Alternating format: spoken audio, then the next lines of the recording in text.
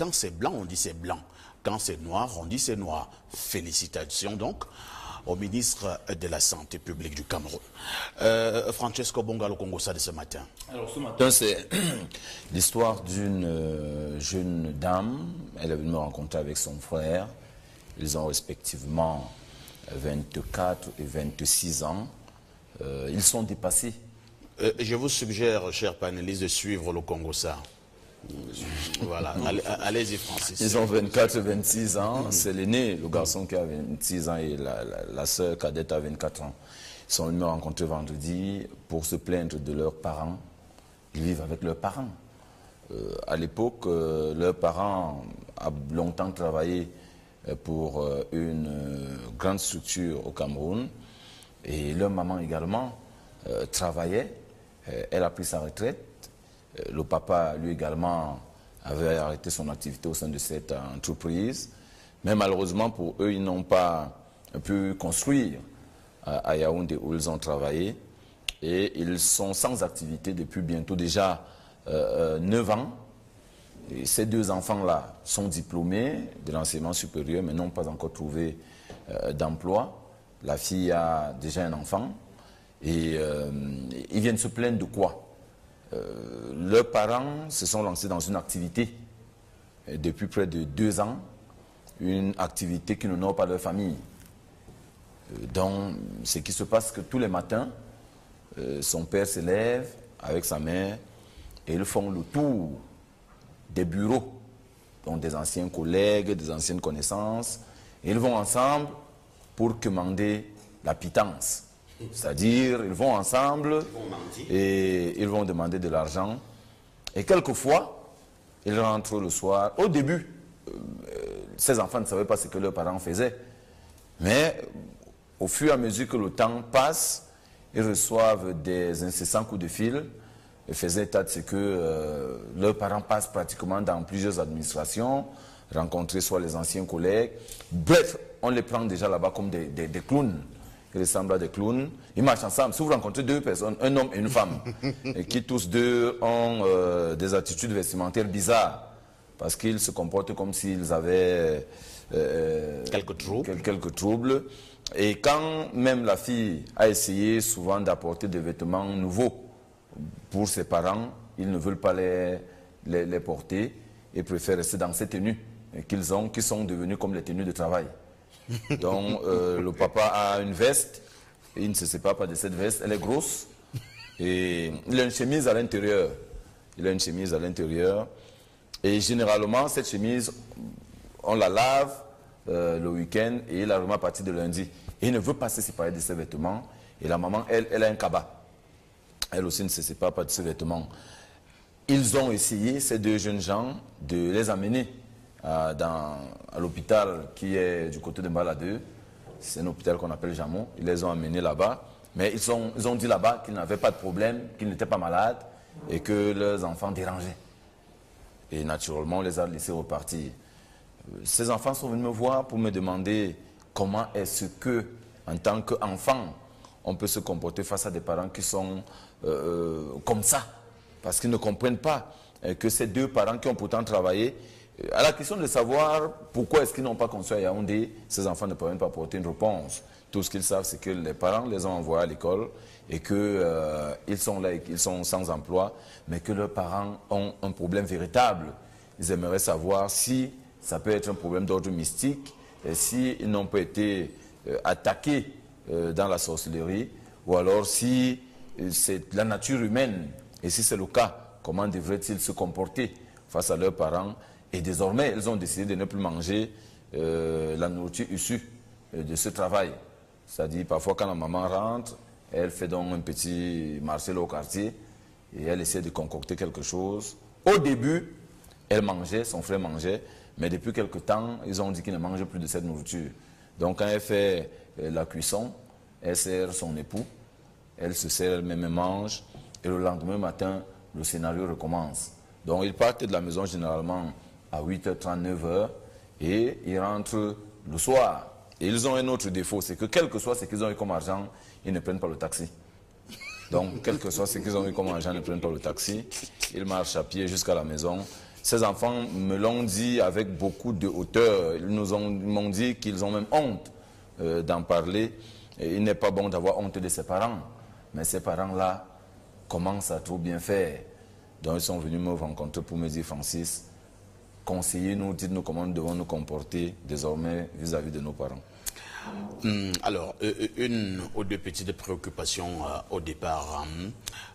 Vous dites que les deux parents ont travaillé. Ils ont travaillé. Alors, ils n'ont pas de pension retraite? Non, non, la maman a été virée. La maman travaillait pour l'État. Oui. Mais elle n'a pas pu travailler. Elle n'a pas fait 15 ans. Elle n'a pas droit à une pension retraite. Le père, lui, il faisait des affaires qui n'avaient rien à voir avec l'État. Donc il n'avait pas droit à une pension retraite. Et ils n'ont pas construit Yaoundé. Non, ils n'ont pas construit. Martial, on a votre regard. Je suis sûr d'une chose, c'est que les affaires que le papa faisait, bien avant qu'il ne commence à mendier officiellement, ces affaires-là, c'est elle qui continue de faire de pratiquer aujourd'hui.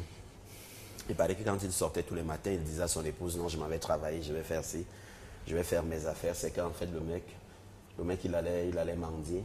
Il ne faisait pas autant d'affaires que ça. S'il ne mendiait pas, il devenait le coursier, peut-être d'un directeur. Il allait à son bureau, il restait là. Si le directeur va envoyer 1000 francs à une fille mince et brune du côté de Soie, il l'envoyait. Si le directeur voulait une bouteille de whisky qu'on aille déposer ses tôles au village, c'est lui qui le faisait. Donc, il faisait un peu ça. Parce que vous ne pouvez pas vous lever du jour au lendemain. Je trouve ça assez difficile quand même de vous lever du jour au lendemain et de commencer à mendier comme un professionnel qui avait l'habitude de le faire. Non, il avait l'habitude. Cela signifie qu'il a quand même plusieurs années d'expérience. Il a plusieurs années d'expérience dans la mendicité. Son plus grand exploit aujourd'hui revient tout simplement à avoir réussi à convertir son épouse dans cette activité-là. En attendant peut-être également aussi qu'il puisse convertir ses enfants. Non, ce monsieur, c'est un pauvre type. C'est un pauvre mec. Non, ce n'est plus quelque chose de nouveau. Hein.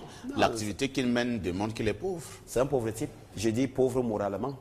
Au-delà de la pauvreté matérielle, le mec, il est pauvre moralement. Non, monsieur ici, quand ça ne va pas, on va au village. Quand ça ne va pas, on part au village et s'en va recommencer. Oui.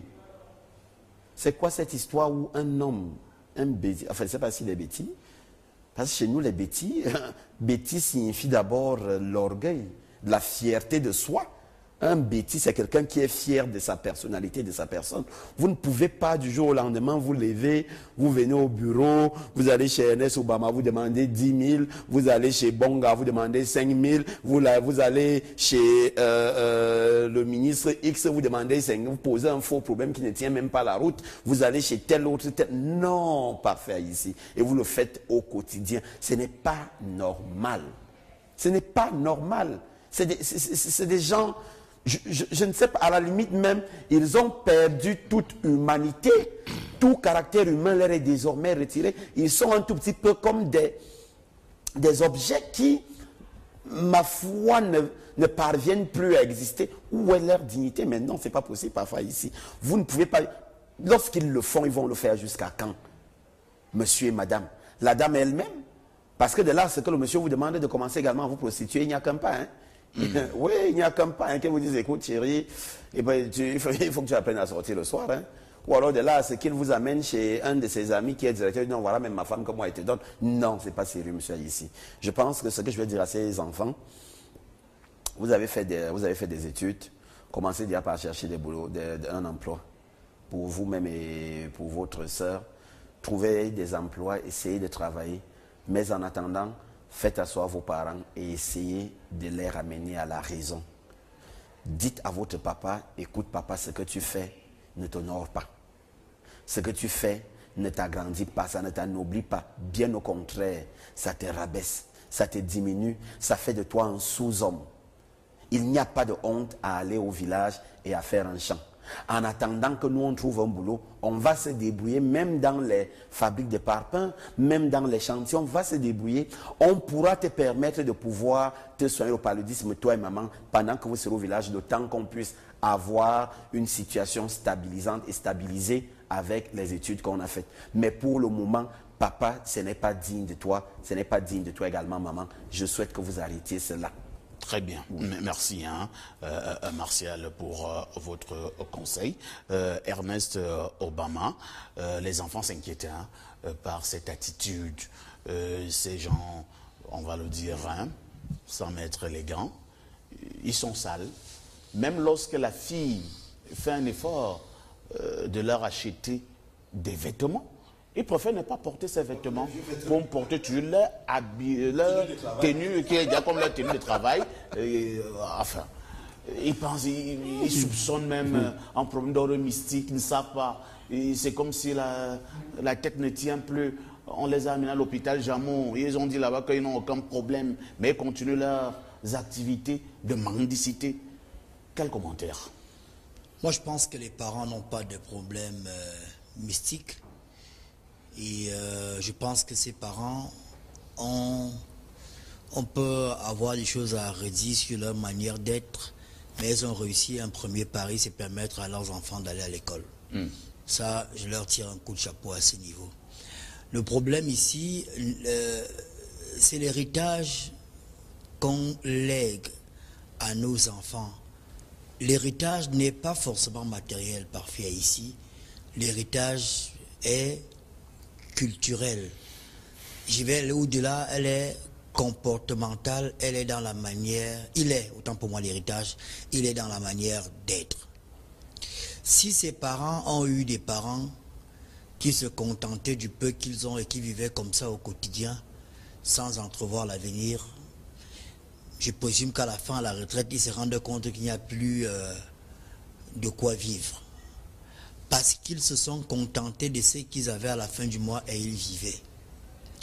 La problématique économique au Cameroun aujourd'hui tourne autour de la production, mais aussi de la diversification de l'économie. Si sur le plan macro, on parle de la diversification de l'économie en ce qui concerne l'État, chaque individu devrait également parler de la diversification des ressources. Parfait ici. La diversification des ressources vous aide parfois quand vous perdez votre emploi, parfois quand vous allez à la retraite. Je prends un exemple. Quand on écoute le Congossa de Francis Bonga ce matin, on se rend compte que ses parents n'avaient peut-être pas l'habitude d'aller au village. Ont-ils un village? Depuis combien de temps ne sont-ils pas partis au village? Vous savez, parfait, dans mon village, pour avoir un hectare, pour défricher un hectare, c'est 30 000.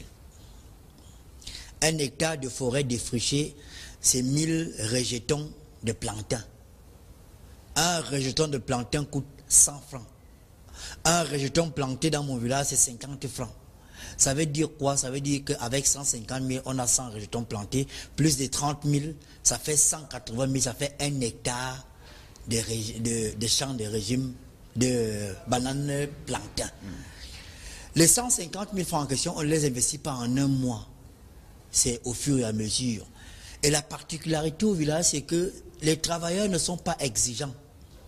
Ça veut dire quoi? Ça veut dire que tu peux envoyer 20 000 aujourd'hui, tu envoies 20 000 demain, tu envoies 20 000 après-demain. Au bout de 3 mois, 4 mois, tu te retrouves avec 5 hectares de régime plantain. 5.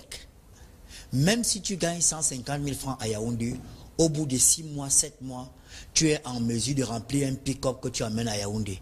Si un seul régime te coûte 2 000 francs, d'ailleurs il y a une méthode aujourd'hui, c'est que les femmes qui partent, il y a les femmes de Bayamselam qui viennent, elles achètent tout le champ, elles achètent un, comment ça s'appelle Un régime de plantain?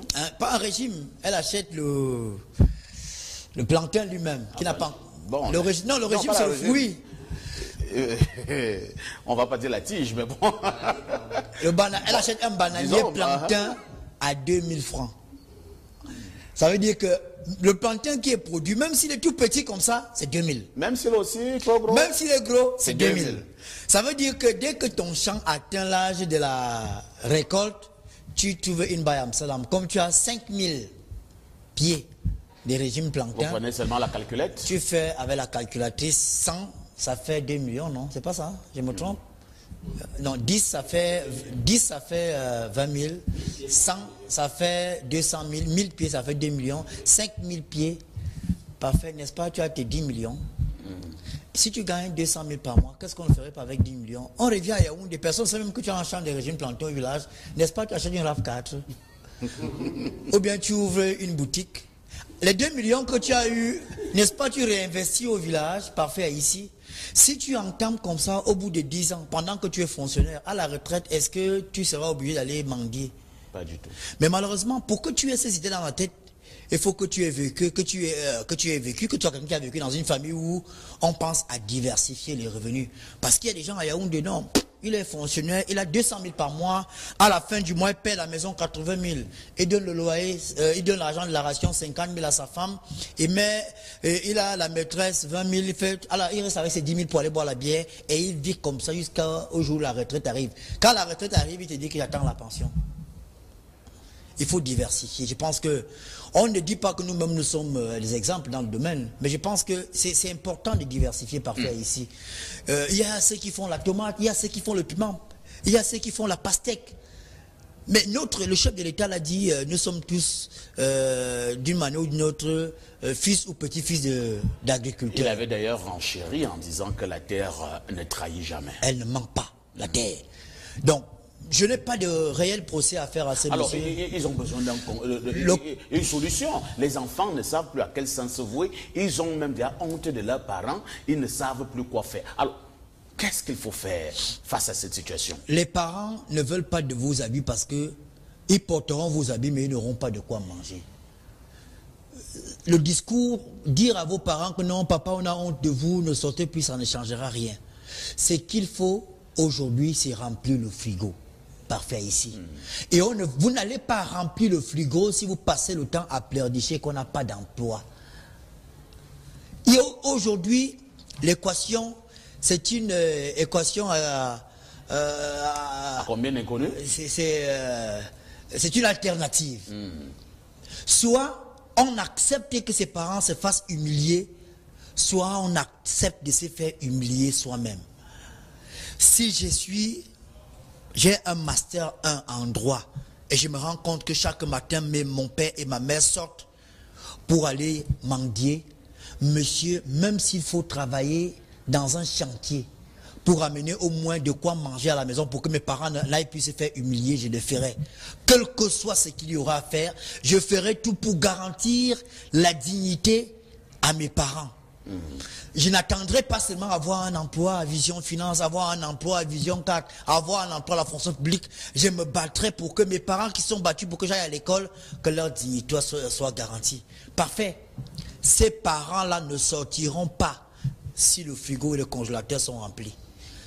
Si le matin, quand ta mère veut sortir, demande, mais maman, tu vas où? Il y a un poulet au frigo, fais à manger.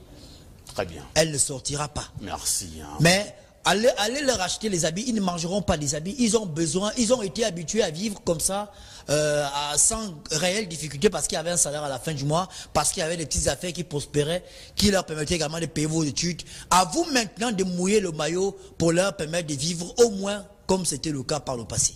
Selon Ernest Obama, l'équation primordiale à résoudre ici, c'est de pouvoir remplir le congélateur. Le président de la République, devant la tribune des Nations Unies, il y a une quinzaine d'années, disait, je cite, « Un homme affamé est un homme sans dignité ». Sommes-nous si éloignés dans le cas de ce Congo-ça, Francesco? Non, nous ne sommes pas très éloignés, parfait, mais je pense qu'Ernest a dit quelque chose d'essentiel tout à l'heure. Vous savez, nous sommes nombreux qui avons grandi, qui avons reçu le soutien, l'accompagnement de nos parents, parce qu'ils étaient dans leur rôle régalien, mais nous avons de la peine à le leur rendre. Il y a plusieurs familles parfaites où les parents ont travaillé durement, ils ont envoyé les enfants à l'école, ils sont à la retraite. Les enfants sont diplômés, mais ils sont à la maison, ils continuent d'attendre que ce soit ses parents qui leur donnent à manger. Alors qu'ils savent pertinemment que les parents sont pratiquement déjà épuisés. Même la pension retraite dont on parle. Parfois, c'est des minables sommes. Oui. Parfois, ces sommes ne permettent que, je ne sais pas, acheter un peu de pétrole, de riz, ou alors s'occuper d'un petit-fils. Et vous savez combien les grands-parents sont attachés à leur petit-fils. Vous trouvez donc une fille qui a déjà un master, qui est à la maison, qui a un enfant. Et cet enfant, on ne sait même pas où est passé le père. C'est les grands-parents qui s'en occupent. Et elle attend que ce soit ses grands-parents qui lui donnent à manger. Et tu entends donc dire, ils sont là, on ne sait pas s'ils font avec leur pension retraite. Non. Quand on vous envoie à l'école, et ce matin, Ernest recevait comme ça à la main levée une maman et son fils, et il disait justement à la maman, mais allez vous reposer. C'est quoi cette affaire où c'est la maman qui se balade avec son fils qui cherche au travail pour lui? Non. Vraiment, ça c'est cultiver. Le faire, c'est cultiver en cet enfant l'esprit de paresse. Un jeune, quand tu as débordé 21 ans, 22 ans, et que tu as tes diplômes, fonce, va chercher l'emploi. On n'a pas besoin d'avoir les parents qui marchent à longueur de journée parce qu'ils cherchent l'emploi pour vous. Très bien. Ce que je voudrais dire pour chuter, en fait, c'est que ces parents qui sont retrouvés dans cette situation sont des parents qui, justement, ont passé certainement 1 an, 2 ans sans avoir personne qui était prêt à leur apporter ce qu'ils pouvaient manger. Vous comprenez donc que ces enfants, ce genre d'enfants qui attendaient tout sur place, qui ne pouvaient pas aller laver ci ou ça, Ernest parlait tout à l'heure de laver les voitures et tout le reste, mais allez dans toutes ces laveries. Les jeunes gens qui lavent les voitures là-bas, parfois à la fin de la journée, ont 4 000, 5 000. Et plus parfois. Et plus parfois. Alors, toi qui ne veux pas mouiller le maillot pour tes parents, eh bien, tu les exposes à ça. Moi, j'ai dit à ces jeunes, vos parents sont victimes de vous. Vous n'avez rien pu faire pour eux. Vous vous cachez derrière le fait que vous n'avez pas d'emploi. C'est trop facile de dire, je n'ai pas d'emploi. Mais il y a des emplois, des petites tâches informelles qui peuvent vous permettre de vivre. Donc, la solution passera par vous. Vous devez ramener vos parents et leur dire, vous n'avez pas besoin de sortir pour manger, vous n'avez pas besoin de sortir pour avoir ci, pour avoir ça. Et dès qu'ils auront la garantie qu'en restant à la maison, ils auront à manger le soir, ils auront 1000 francs, 2000 pour acheter un jus, boire une bière, si le papa veut boire une bière, eh bien, ils ne sortiront plus. Très bien. Merci. Hein. Oh là là, on n'a plus de temps là. Oui, non, je voulais dire que moi je pense d'ailleurs que les parents qui gardent les enfants, surtout les garçons à la maison alors qu'ils sont déjà en fac, c'est un problème. Mais nous qui sommes sur le plateau, à quel moment on a quitté nos parents? Ton père ne sait même pas comment tu as fait pour trouver un emploi. Parfois, il n'était même plus vivant. Ta mère ne sait même pas. Moi, je pense que quand l'enfant a le baccalauréat, on peut encore protéger la fille en la gardant à la maison. Mais le garçon qui a le bac là, il doit se battre. S'il veut aller à l'université de Yaoundé 1, tu veux lui une chambre à la cité universitaire qui vient à la maison le week-end, qu'il apprenne à vivre seul, à se battre seul. S'il est à la Cato, tu veux lui une chambre là-bas à la Cato. S'il est à Soie, tu veux lui une chambre à Soie, mais le week-end il vient à la maison pour qu'au moins qu'on oriente ce qu'il fait. Parce que celui dont parle Francis Bonga, on voit une maman qui est vieillissante, elle est fatiguée, c'est elle qui vient vers moi, monsieur Obama, je venais vous voir parce que j'ai mon fils qui a un problème, et je vois un gros gaillard qui vient là, oui c'est ma mère, j'ai un master 1, j'ai failli, je ne peux pas ne pas le dire à la télé, mais j'ai dit, mais monsieur, vous n'êtes pas sérieux. Pourquoi vous traînez votre maman comme ça? Elle s'est battue déjà pour vous permettre d'avoir un diplôme. Au lieu de sortir chaque matin chercher un emploi, vous la traînez partout parce qu'elle cherche du travail pour vous. Il y a même une autre, la meilleure. Il y a une maman qui est venue me voir au bureau, seule. Que non, monsieur, je suis venu vous voir parce que j'ai vraiment mon fils à la maison. Il a un master 2 en banque, monnaie, finance. J'ai dit, il est où? Il est à la maison. Et vous faites quoi là? Je cherche un emploi pour lui. Il me dit que mais vous êtes malheureuse, madame. Qu'est-ce que vous faites là? Vous avez déjà fait votre travail, lui permettre d'avoir des diplômes. C'est lui qui doit chercher le travail. Parlant justement de cet aspect des choses, hein, j'ai connu un proviseur qui avait presque institué cela à la rentrée scolaire. Il ne voulait pas voir les parents d'élèves. Il voulait traiter avec les élèves eux-mêmes. Si vous voulez une inscription en classe terminale ou première, vous-même vous vous déplacez, vous avez votre dossier, vous avez votre bulletin et vous demandez à rencontrer monsieur le proviseur. Maintenant, comme il y avait affluence, vous allez donc attendre le voir même pendant une journée, 2 journées, 3 journées. À la fin, il vous recevra et il vous demandera, que voulez-vous? Vous allez lui dire que vous avez besoin d'une inscription au lycée. Il va prendre le bulletin. Ensemble, vous allez feuilleter le bulletin. Et si le bulletin est bon, il vous recrute. Et il vous donne quelques conseils pour que vous puissiez faire l'école. Il disait, le fait de voir les parents venir chercher des places à l'établissement pour leurs enfants fait en sorte que les enfants deviennent paresseux. Et ils ne maîtrisent pas la difficulté qu'il y a à avoir une place dans un établissement scolaire. Or, un enfant qui a quand même d'abord souffert pour obtenir une place dans un lycée est plus apte à être consciencieux tout au long de l'année scolaire. La maman dont vous parlez, je l'ai aussi rencontrée ce matin.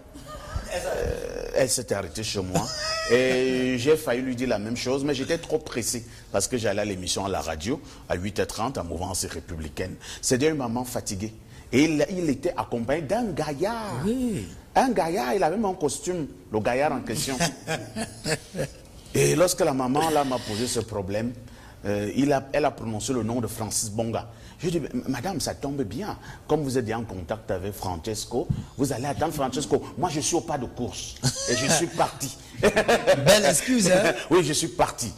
Ce n'est pas bien. Ne faites pas souffrir vos parents comme ça jusqu'à la fin de leur vie. Ce n'est pas normal. Vos parents ont également besoin d'avoir quelques délices du travail qu'ils ont eu à abattre. Quel plaisir un parent a lorsqu'il sait qu'il vient à Yaoundé rencontrer son fils, rencontrer sa fille, et ce fils, cette fille peut l'amener en balade, ils peuvent s'asseoir quelque part, et lorsque maman rentre, il prend 30, 40, 50 000 lui donne.